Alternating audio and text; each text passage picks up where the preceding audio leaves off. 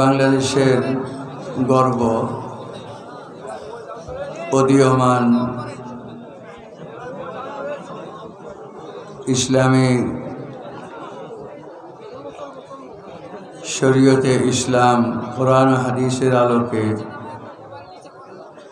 আপামর জনসাধারণের কাছে পৌঁছে দেওয়ার পথিকৃত মাওলানা আরিফ বিন হাবিব এখানে উপস্থিত।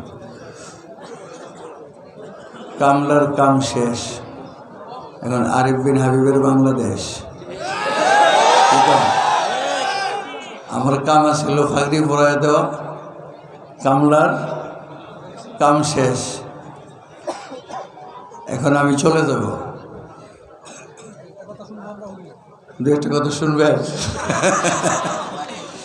দু একটা কথা বললে আপনাদের উপরে জুলুম হইব।